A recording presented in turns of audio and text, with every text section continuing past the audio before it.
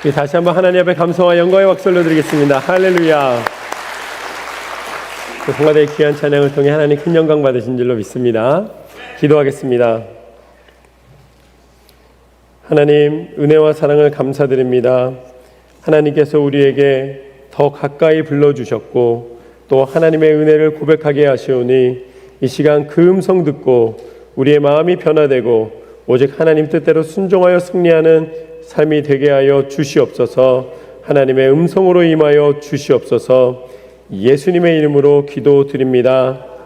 아멘. 할렐루야. 하나님께서 우리 예배 가운데 함께 하시는 줄로 믿습니다. 오늘 말씀은 마가복음 7장 31절에서 37절까지의 말씀입니다. 말이 분명해졌더라 라는 제목으로 함께 나누도록 하겠습니다. 제가 조금 감기로 이렇게 목소리가 잘 안 들리시는 것에 대해서는 좀 용서를 구하고 시작을 하겠습니다. 우리가 여행을 떠나면 목적지가 있습니다. 그렇지만 우리가 아무리 목적지에 도착했다 해도 그곳은 여행의 끝이 아닙니다. 여행의 끝은 어딜까요? 여행의 끝은 집입니다. 아무리 여행이 좋았어도 집에 돌아와서 딱 샤워를 하고 침대에 누우면 세상 편합니다. 그렇기 때문에 여행의 즐거움도 있지만 그렇지만 우리는 돌아오는 내 집, 내 고향이 있기 때문에 어찌 보면은 더 큰 즐거움을 누릴 수가 있는 것이죠. 여행이 만약에 집이 없고 고향이 없다면 그 여행은 정처 없는 방황이 되고 맙니다. 그렇기 때문에 우리에게 본향이 있다는 것이 그것이 큰 축복입니다. 우리가 살면서 고향 혹은 본향이라는 것이 있지만 그렇지만 가만히 살펴보면 우리는 존재하지 않는 것에서 어머니 뱃속에서 이제 이 씨앗이 되어서 이 세상에 나오면서 존재하게 되었기 때문에 우리의 근본적인 본향은 사실은 존재하지 않는 것입니다. 그런데 그것을 이해하지 못하기가 힘든 이유는 우리가 세상을 살아가는 육신을 입고 만지고 느껴야지만 그것을 인식할 수 있기 때문입니다. 그래서 때로는 우리의 인생을 여행이라고 표현을 합니다. 이 세상을 살아가는 모든 것이 정처 없는 여행이었다가 다시 죽음은 없어지는 것이 아니라 맨 처음 무존재로 시작했던 내가 다시 돌아간다라고 표현을 합니다. 그래서 제가 어렸을 때 들었던 그 노래 중에 최유준 씨의 그 하숙생에 보면은 인생은 나그네 길 이렇게 하면서 부르는 거 있잖아요. 그러니까 인생은 나그네 길이 맞는 것 같아요. 그 표현이 참 아주 잘 표현한 것 같습니다. 인생은 정처 없는 여행처럼 살아가다가 다시 무언가 어디로 가는데 보이지 않기 때문에 그것을 알 수 없는 것이죠. 그런데 그리스도인들의 축복은 무엇인가? 우리는 보이지 않으시는 하나님, 우리 육신의 눈으로 보지 않으시지만 세상을 창조하신 하나님의 손으로 우리가 존재하게 되었고 결국은 우리가 사라지고 없어지는 것이 아니라 하나님께로 돌아간다는 것을 우리는 알고 있습니다. 그래서 우리의 본향은 하나님이십니다. 조금 더 표현하자면 하나님의 나라라고 부르는 것이죠. 하나님은 이 땅을 만드시고 다스리시는 하나님이십니다. 그래서 하나님께서는 이 땅의 공간 속에 들어오실 수는 있지만 이 공간이 하나님의 존재 공간은 아니십니다. 하나님은 이 모든 만드신 것 겉에 계신 분이시지 하나님은 이 안에 계신 분이 아니십니다. 그런데 그런 하나님이 죄를 짓고 하나님을 인식하지 못하고 하나님 앞에 구원받지 못하는 것에 대하여서 죄로 말미암아 이제 이 땅에서 영원한 하나님의 생명 가운데 거하지 못하는 것을 하나님께서는 우리를 긍휼히 여기시고 영원하신 하나님이 이 땅에 들어와 주셨습니다. 어찌 보면은 오실 수 없는 곳, 하나님 그 무한하신 하나님이 들어오실 수 없는 하나님이 존재한다는 걸 인식하게 하시는 공간이지 하나님이 존재하실 수 없는 그곳에 친히 육신을 입고 오셨습니다. 그래서 여기에 있는 모든 육신을 입은 당신이 만드신 인간들의 죄를 용서해 주시기 위하여서 친히 찾아와 주신 것입니다. 이것이 바로 선교의 본질입니다. 선교는 누구로부터 시작하고 선교는 무엇인가? 라고 묻는다면 그것은 바로 예수님이십니다. 영원한 신이신 하나님이, 전능하신 하나님이 우리와 같은 똑같은 육신의 몸을 입고 이 땅에 와주신 것, 그것을 선교의 본질이라고 할 수 있겠습니다. 그러면서 하나님이 알려주시는 것이죠. 너희가 돌아갈 본향이 있다. 너희가 이 인생의 방황에서 끝나는 것이 아니라 내가 너희를 위하여 예비한 곳이 있다라고 말씀해 주셨기에 우리는 이제 유한한 육신의 생명으로 끝나는 인생이 아니라 다시 본향으로 돌아가는 이 인생이라는 여행을 마치고 다시 돌아갈 수 있는 집이 있는 그런 행복한 존재로 만들어 주셨다는 것이죠. 조금 더 나아가서 하나님께서는 우리 가운데 오시겠다고 약속하신 그 예수 그리스도를 통해서 신실하신 약속을 지켜주셨습니다. 그래서 우리는 예수님을 통해 구원의 복음을 받아들이고 구원의 기대를 할 수 있게 된 것입니다. 그래서 예수님이 이 땅 가운데 오셔서 유대 땅에 오셨지만 예수님께서도 이 선교 여행을 다니셨습니다.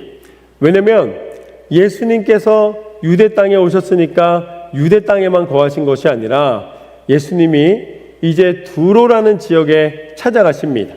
거기는 유대에서 보면 이방 땅이었습니다.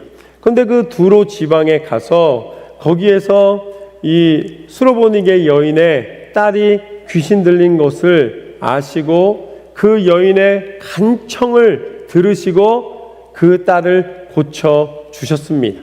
그래서 예수님도 그 이방 민족에 가셔서 그 어찌 보면은 당신이 이 땅에 오신 것만 선교가 아니라 그 땅에 가셔서 선교를 하시는 모습을 보게 됩니다. 그러니까 이방 민족의 선교를 맨 처음 시작한 사람이 누구냐 그러면 대부분 누구로 알고 있습니까? 사도 바울로 알고 있어요. 그런데 그게 아니라 사도 바울도 예수님이 행하신 그 선교에 동참한 것입니다. 그래서 오늘 말씀의 시작은 이렇습니다. 31절 말씀을 보면 예수께서 다시 두로 지방에서 나와 시돈을 지나고 데가볼리 지방을 통과하여 갈릴리 호수에 이르시매. 예수님께서 이 지도를 보면은 두로로 가십니다. 그런데 그 두로로 가셨다가 이제 다시 갈릴리 지역 이스라엘로 돌아오셔서 이제 그곳에서 거하신 것이 아니라 두로에서 다시 돌아오시는 여정을 더 멀리 도십니다. 그러니까 두로에서 더 북쪽에 있는 해안 도시인 시돈까지 올라가십니다. 그 다음에 시돈에서 지도에 나와 있는 것과 같이 시돈에서 어디로 가시냐면 다시 저 요당 이 동편에 있는 데가볼리라는 지역까지 다 내려가셨다가 그 위에 있는 갈릴리 호숫가로 다시 돌아오십니다. 이 데가볼리 지역을 오늘 말씀에 다니셨다라고 나와 있는데 데가볼리는 뭐 경기도 아니면은 우리가 살고 있는 뉴브런스윅 아니면 뉴저지 이런 뜻이 아닙니다. 데가볼리는 이 데카가 뭐냐면 10이라는 뜻입니다. 10. 그리고 볼리는 우리나라 말로 번역해서 볼리라고 나와 있는데 이거는 폴리스입니다. 그러니까 10개의 폴리스. 그러니까 이게 폴리스가 경찰을 말하는 폴리스가 아니라 도시를 말하는 폴리스입니다. 그러니까 10개의 도시에 예수님이 가셨다가 다시 갈릴리 지역으로 돌아오셨다라는 것이죠. 그러니까 예수님이 두로에서 시돈으로 더 멀리 가셨다가 더 멀리 밑에까지 도르셔서 다 이렇게 돌아보시고 그곳에서 가시면 뭐 하셨겠습니까? 우리는 보통 새로운 도시를 가면 왜 갑니까? 좋은 경치 보고 맛집 찾아다니잖아요. 근데 예수님은 그 도시를 도시면서 무엇을 하셨냐면 진리를 가르치시고 그곳에 연약한 이들을 치료하시며, 말하자면 그것이 복음의 본질입니다. 복음 자체가 그 도시를 몇 개의 도시를 돌았다고는 말씀하지 않으셨지만 그 데가볼리에 있는 지역들을 두루 다니신 후에 다시 갈릴리 호숫가로 오셨다는 것입니다. 이스라엘 땅으로 돌아와서 이제 다시 복음을 증거하기 시작하셨다는 것이죠. 그러니까 이 지역을 보면은 두로에서 시돈까지가 이제 한 30km 정도 됩니다. 마일수로는 한 19마일 정도 됩니다. 그리고 이 시돈에서 이 거라사까지 데가볼리에 있는 도시 중에 하나로 내려가는 길이 거의 75마일 정도 됩니다. 그리고 다시 거기에서 갈릴리 호숫가로 올라가는 길이 거의 한 30마일 정도 됩니다. 50km 정도 되는 것이죠. 그러니까 100마일이 넘는 거리를 예수님께서 거니시면서 그 진리와 복음을 선포하셨습니다. 그러니까 지금 우리만 수고하며 애쓰며 선교하는 것이 아니라 예수님께서 그렇게 먼 거리를, 마라톤 같은 경우 우리가 42.19km를 뜁니다. 그게 26마일이에요. 그러니까 100마일이 넘는다는 것은 그 마라톤 거리의 4배가 되는 거리를 예수님께서 다니시면서 그곳에서 복음을 증거하시며 그 수고로움 속에서 하나님의 뜻하신 바 진리를 증거하여 주신 것이죠. 이방 선교, 그리고 또 우리가 행하는 모든 선교의 기준은 예수님이신 줄로 믿습니다. 우리가 전하는 것, 우리가 수고하는 것, 우리가 애쓰는 것, 그 모든 것을 먼저 본을 보이신 예수님을 쫓아 우리가 행하며 살아가고 있는 것이죠. 우리 모든 삶의 기준이 예수님이심을 고백하시기를 주님의 이름으로 축원합니다. 그렇게 예수님이 여러 지역을 다 다니시면서 갈릴리 호숫가에 오셨습니다. 그때 한 사건이 벌어집니다. 32절 말씀을 보면 사람들이 귀먹고 말 더듬는 자를 데리고 예수께 나와 안수하여 주시기를 간구하거늘. 오늘 말씀에 보면은 귀가 들리지 않고 말이 어눌한 사람, 말이 더듬어지는 사람을 예수님께 데려왔다라고 나와 있습니다. 이 사람들이 예수님께 다가온 이유는 아마 두 가지일 것입니다. 하나는 정말로 이 사람을 불쌍히 여겨서 치료를 하실 수 있는 분이 오셨다는 소식을 듣고 아마 데려왔을 것입니다. 또 하나는 어떤 사람들은 예수님이 그런 소문이 있는데 과연 진짜로 치료할 수 있는 능력이 있는가 한번 보기 위하여 이 사람을 데리고 왔을 것입니다. 그런데 귀가 들리지 않고 말을 더듬는다는 것은 지금 보면은 선천적이든 후천적이든 발생하는 일입니다. 무슨 소리냐면 태어날 때부터 만약에 귀가 들리지 않으면은 그렇게 되면은 말을 할 수가 없습니다. 왜냐하면 들은 것이 없기 때문에 말을 못하는 것이죠. 굉장히 힘겨운 상황에 있습니다. 우리가 위하여 기도해드리고 함께 도와드릴 이유가 분명합니다. 그리고 또 하나는 후천적으로 귀가 들리지 않는 경우에도 자기 소리가 분간되지 않기 때문에 자기가 올바른 발음을 하고 있는지 분간하기가 쉽지 않습니다. 그래서 점점 말이 더듬어지고 어눌해지게 되는 것이죠. 그래서 선천적이든 후천적이든 귀가 잘 들리지 않는다는 것은 굉장히 큰 연약함입니다. 그것 때문에 말을 잘 할 수가 없게 되는 것이죠. 그래서 예수님이 어떻게 해주시는가? 33절 말씀에 보면은 예수님께서 33절 보면 예수께서 그 사람을 따로 데리고 무리를 떠나사 손가락을 그의 양귀에 넣고 침을 뱉어 그의 혀에 손을 대시며. 지금 이 남자가 사람들에게 끌려온 것도 사실은 기대 반 또 한편으로는 강제 반이었어요. 자기가 꼭 오고 싶다는 표현을 못하니까 일단 온 거예요. 이제 이끌려서.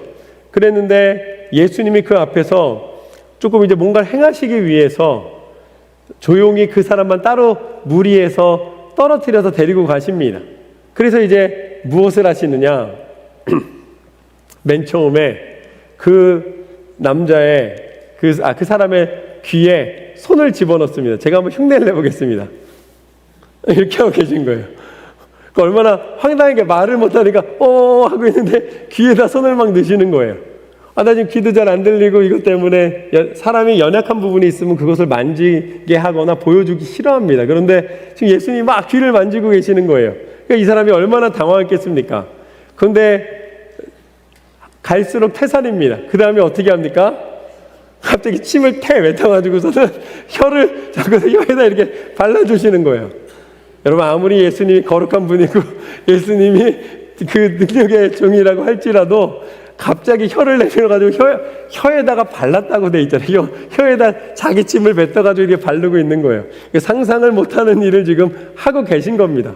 이 사람이 지금 말을 못하니까 거절을 못해서 그렇지 지금 굉장히 당혹스러움을 당하고 있는 상황입니다. 그러시더니 예수님이 어떻게 하시는가? 34절 말씀을 보면 하늘을 우러러 탄식하시며 그에게 이르시되 에바다 하시니 이는 열리라는 뜻이라. 할렐루야. 그 남자를 향해서 당황하고 있는 그 남자에게 에바다 하고서는 예수님이 외쳐주셨습니다. 제가 볼 때는 예수님이 세게 외쳐주셨을 것 같아요. 예수님의 그 열심이, 예수님의 그 사랑이 그냥 에바다 그러진 않으셨을 것 같아요. 에바다 그러셨을 것 같아요. 그랬더니 어떻게 되는가? 35절 말씀해 보면 그의 귀가 열리고 혀가 맺힌 것이 곧 풀려 말이 분명하여 졌더라. 할렐루야. 그의 귀가 열렸습니다. 그리고 그의 혀가 분명하여 졌습니다. 이것이 하나님이 그를 치료하여 주시고 그에게 모든 것을 회복시켜 주시는 은혜가 증거된 것입니다. 하나님의 능력인 줄로 믿습니다. 이것이 오늘 말씀의 첫 번째 교훈입니다. 귀가 열리고 말이 분명해졌다. 귀가 열리고 말이 분명해졌다. 이 남자를 맨 처음에 묘사할 때 뭐라고 묘사했습니까?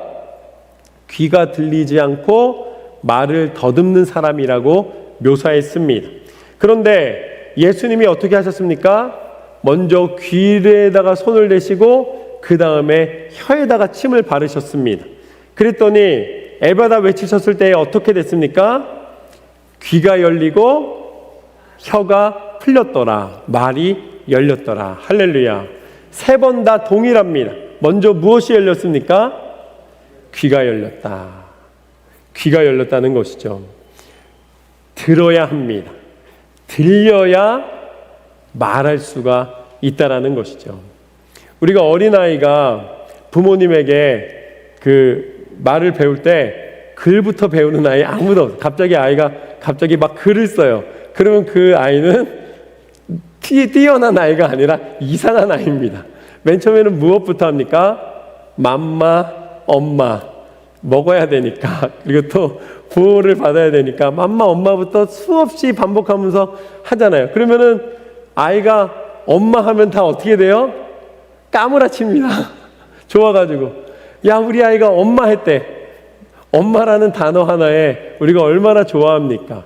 그러니까 계속해서 아이가 그 말을 할 때까지 들려주고 계속 가르쳤을 때에 그 아이가 듣고 그 다음에 말을 할 수 있게 되는 것이죠.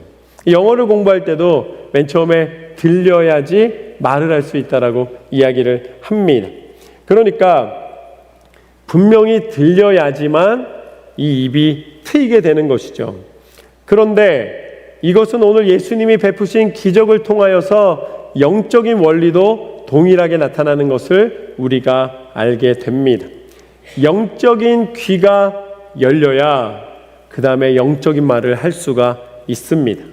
무슨 소리인가?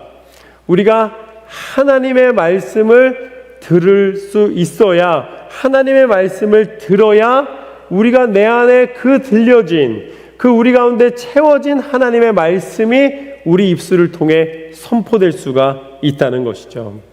듣지 않고서는 말할 수 없다라는 것입니다. 귀가 열리고 혀가 풀렸다는 것입니다. 하나님의 말씀을 들었을 때에 그 말씀의 능력이 우리 입술을 통해 선포되게 됩니다.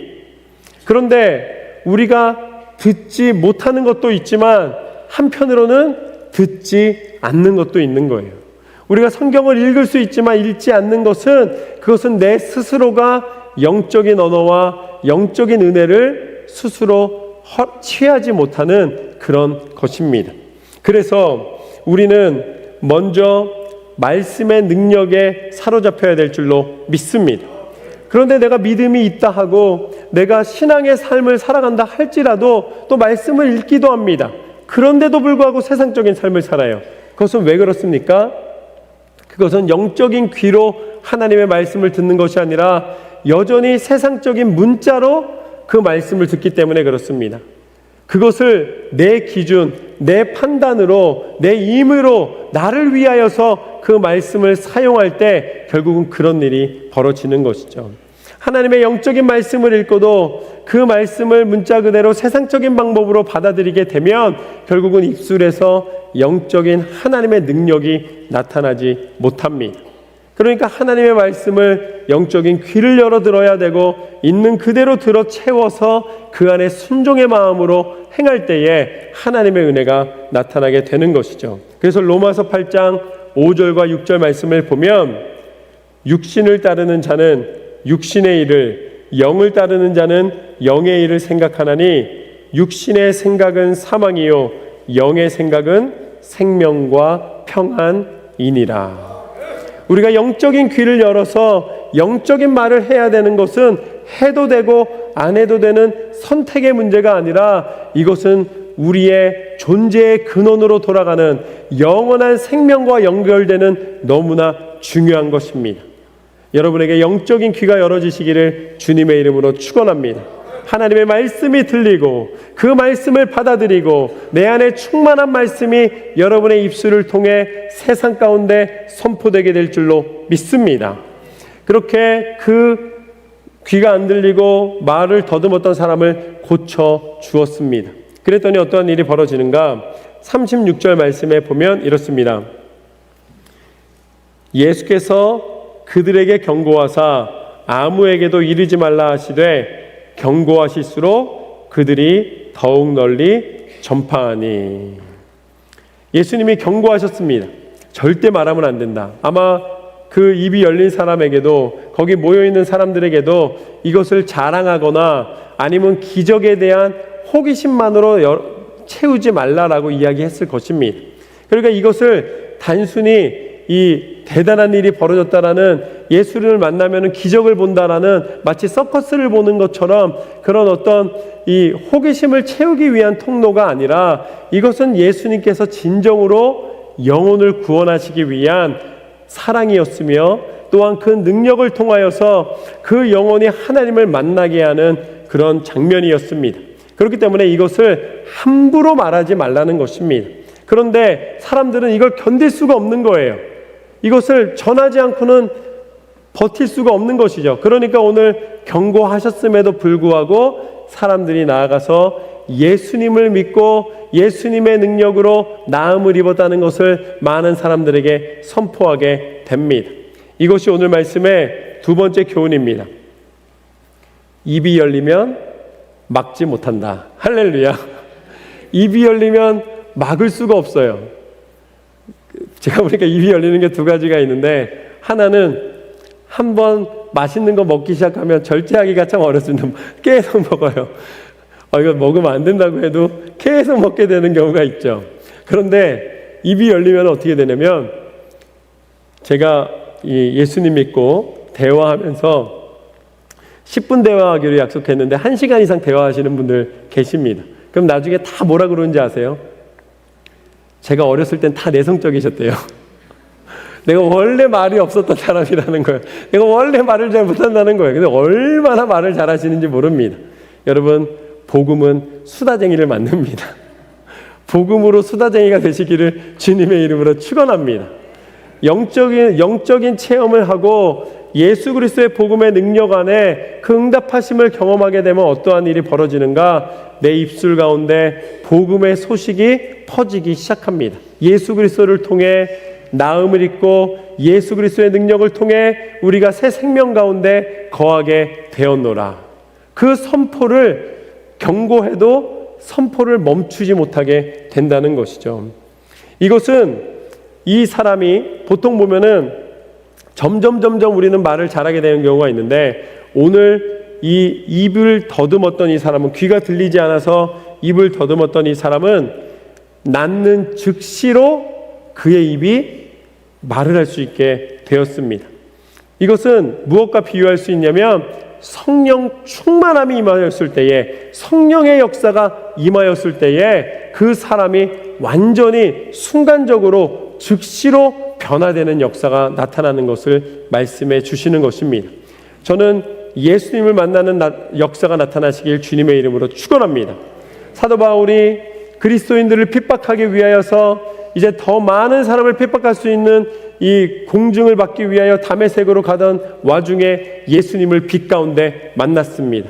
그 가운데 예수님의 음성을 들었습니다. 그 가운데 즉시로 그가 변화되었습니다. 그리고 준비하는 기간이 있었습니다. 그리고 사도 바울은 결국은 이방인을 위한 그의 지식과 그의 경험과 그의 이 지혜가 예수 그리스도의 복음의 능력을 핍박하던 자에서 이제는 선포하는 사람으로 변화되는 것을 보게 됩니다. 여러분의 인생 가운데 예수님을 만나야 됩니다. 예수님을 만나게 되면 예수 그리스도를 통하여 허락된 성령의 임재하심을 경험하게 됩니다. 그러면 그 즉시로 내 인생 전체에 세상에 바꿀 수 없었던, 누구도 바꿀 수 없었던 내가 변하는 기적이 나타나게 되는 줄로 믿습니다. 이미 그 기적을 맛보신 분이 계시다면 그 기적을 잃지 마시고, 그 은사를 잃지 마시고 끝까지 하나님 앞에 다시 잠재워진 것에서 깨워 그 역사를 나타내시길 주님의 이름으로 축원합니다. 그 역사를 사모하는 영혼에게 하나님은 이 시간 허락하여 주실 줄로 믿습니다. 그 모든 것이 예수 그리스도 안에서 변화되었을 때에 그 선포되는 것이 힘이 있어 결국은 예수님의 소식이 온 땅 가운데 전파되는 것을 보게 됩니다. 그랬더니 37절 말씀에 이렇게 나와 있습니다. 사람들이 심히 놀라 이르되 그가 모든 것을 잘하였도다. 못 듣는 사람도 듣게 하고 말 못하는 사람도 말하게 한다 하니라. 할렐루야. 이것이 오늘 말씀의 세 번째 교훈입니다. 복음을 위하여 입을 열라. 복음을 위하여 입을 열라. 말은 능력이 있습니다. 왜 말이 능력이 있냐면 하나님이 말씀으로 온 땅을 지으셨기 때문입니다. 하나님이 빛이 있으라 하심에 빛이 있었습니다. 그리고 하나님께서 모든 새와 모든 동물과 모든 자연을 선포하셨을 때에 그 모든 것이 이 땅에 나타났습니다. 말씀의 능력입니다. 그런데 사람은 어떻게 지어졌는가? 사람은 특별하게 지어졌습니다. 사람은 하나님의 형상대로 지음을 받았습니다. 그렇다면 우리가 하나님의 형상대로 지음받은 것 중에 제일 중요한 것은 사실은 흙으로 지어진 육신의 모습이 아니라 눈에 보이지 않지만 하나님께서 말로 선포하셔서 세상을 만드신 것처럼 눈에 보이지 않지만 우리가 선포하는 말에는 운동력이 있고 마치 진짜 살아있는 것처럼 이 나타나는 능력이 있습니다. 그래서 우리가 선포한 말은 반드시 이루어지는 힘이 있는 것이죠. 저는 여러분의 입술을 통해 하나님의 축복이 선포되시기를 주님의 이름으로 축원합니다. 여러분 입술로 안 된다고 만약에 선포하잖아요. 이거는 잘 안 되는 것 같아. 이거는 되지 않아. 그러면은 그 말이 선포되는 순간부터 그 일이 안 될 때까지 여러분을 쫓아다닙니다. 그래서 결국은 안 되게 되는 거예요. 내가 이야기한 대로. 그런데 여러분의 입술을 통해서 이것은 반드시 될 것이고 이것은 반드시 이루어질 것이고 이것은 하나님의 은혜 가운데 있을 것이고 여러분의 기도와 간구로 하나님 앞에 선포된 말은 어떻게 됩니까? 그 말은 하나님께서 그 말의 권세를 통하여 이루어질 때까지 역사하여 주시는 줄로 믿습니다. 그리고 갈보리 교회 사랑하는 성도 여러분, 여러분은 축복받은 성도님들이십니다. 여러분이 기도하는 제목마다 다 응답됩니다. 여러분이 기대하고 소망하는 것이 하나님이 하늘문을 여시고 하나님이 모두 이루어 주십니다. 할렐루야. 아멘 하신 분들에게 축복과 은혜가 임하실 줄로 믿습니다. 할렐루야. 여러분 선포된 말은 반드시 이루어지는 능력이 된다는 사실을 기억하십시오. 여러분의 입술에 부정적인 것을 담지 마십시오. 세상과 구별된 것을 선포하시길 주님의 이름으로 축원합니다. 자녀가 축복받길 원하십니까? 자녀를 위하여 하나님 앞에 축복을 선포하십시오. 여러분의 사업터가, 여러분의 인생이, 여러분의 삶의 모습이 축복받길 원하신다면 여러분에게 허락하여 주신, 눈에 보이지 않지만 반드시 이루어 주시는 하나님의 형상대로 우리 가운데 허락하여 주신 말의 권세가 나타나시기를 주님의 이름으로 축원합니다. 요한복음 8장 말씀을 보면은 사람들이 예수님을 시기하였습니다. 특별히 제사장 그룹과 또 종교 지도자들이 예수님을 어떻게 해서든지 넘어뜨리길 원했습니다. 그래서 한 가늠한 여인을 예수님 앞에 데려다 놓았습니다. 그리고 물어봅니다. 모세의 율법에 보면은 가늠한 여인은 돌로 치라고 나와 있는데 예수님, 이 여인을 어떻게 할까요? 라고 물어보았습니다. 그때 예수님이 그들을 향하여서 대답해 주신 말씀이 있습니다. 그것은 무엇이었냐면 죄 없는 사람이 먼저 돌로 치라 라고 말씀하셨습니다. 그때 사람들은 돌을 들어서 그 여인을 치지 못했습니다. 왜냐하면 그들은 자신들의 죄를 알았기 때문입니다. 그래서 노인으로부터 시작해서 젊은이에 이르기까지 한 사람씩 그 자리를 피했다고 성경에서는 묘사하고 있습니다. 그래도 양심이 있는 사람이에요. 양심에 화인 맞은 것처럼, 양심이 다 타서 없어진 것처럼 자신은 죄가 없다 그러고 돌을 던질 수도 있었겠으나 그들은 그래도 자신의 체면상, 자신의 양심상 그 일을 행하지 못했습니다. 그리고 그 자리를 다 벗어났습니다. 그때 예수님이 여인에게 다가가셨습니다. 그러면서 여인에게 죄가 없다라고 얘기하지 않으셨어요. 예수님이 여인에게 뭐라고 물어보시는가? 너를 정죄한 자가 어디 있느냐? 그때 여인이 대답합니다. 나를 정죄했던 사람들이 하나도 없나이다. 아무도 없나이다. 이렇게 대답을 합니다. 그랬더니 예수님 뭐라고 말씀하시는가? 이르시되 나도 너를 정죄하지 아니하니 가서 더 이상 죄를 짓지 말라. 여러분, 우리는 예수님을 닮은 모습으로 살아갑니다. 우리는 하나님의 그 본질을 향하여 달려가는 것입니다. 그렇다면 예수님 닮은 모습으로 살아간다는 것은 무엇인가? 오늘 예수님 말씀하신 것처럼 나도 정죄하지 않으니 너도 나아가서 더 이상 죄를 짓지 말라. 이것이 우리가 하는 모든 말의 해답입니다. 우리는 누군가를 비판하고 누군가를 판단하고 누군가를 비난하는 것을 너무나 익숙해져 있습니다. 그렇지만 예수님이 우리에게 원하시는 것은 무엇인가? 우리의 입술을 통해서 선포되기를 원하시는 것은 무엇인가? 정죄함과 판단함이 아니라는 것입니다. 예수님은 무엇을 말씀하시는가? 용서와 화해와 사랑과 용납과 배려함과 사랑함을 표현하기를 원하신다는 것입니다. 저는 여러분의 입술이 예수 그리스도를 닮은 모습으로 쓰임받게 되시기를 주님의 이름으로 축원합니다. 우리의 입술에 권세가 있습니다. 그것은 세상과 똑같은 방법이 아닙니다. 세상은 복수하는 것이 그것이 능력입니다. 한 대를 맞았으면 10대를 때려주는 것이 그 사람이 훨씬 더 능력 있고 잘했다고 칭찬을 받습니다. 그렇지만 예수님의 영적인 원리는 무엇인가? 예수님의 영적인 원리는 우리가 그리스도인으로서 가질 수 있는 유일한 특권은 무엇인가? 도저히 용서할 수 없는 사람을 용서하는 것. 도저히 사람들이 생각할 때는 할 수 없다는 그것을 행하는 것. 그것이 예수님을 닮은 모습입니다. 예수님이 이미 우리 가운데 그 일을 행하여 주셨습니다. 하나님은 죽으실 수 있는 분이 아니십니다. 하나님은 죽음이 없는 분이에요. 그런데 하나님이 우리를 사랑하시기 때문에 우리를 대신하여 당신의 생명을 내어주시기까지 영원한 생명의 하나님께서 당신이 그 십자가 위에서 물과 피를 다 쏟으시며 우리가 당할 수 있는 최고의 고통과 이 비참함과 처참함을 당하시면서 십자가 위에서 죽으셨습니다. 그것은 우리를 위하여 도저히 행할 수 없는 것을 행하여 주신 것입니다. 그것을 통하여 우리의 참혹한 죄를 씻어 주셨습니다. 그리고 그 죽음으로 끝나지 않으셨고 예수님께서는 다시 부활하셨습니다. 이제 우리의 삶이 다시 소망을 갖는 이유는 예수님이 부활하셨기 때문입니다. 예수님의 부활에 동참할 수 있는 그 권세를 허락하여 주셨습니다. 예수님의 이름을 믿기만 하면 그 집에 구원이 이르리라.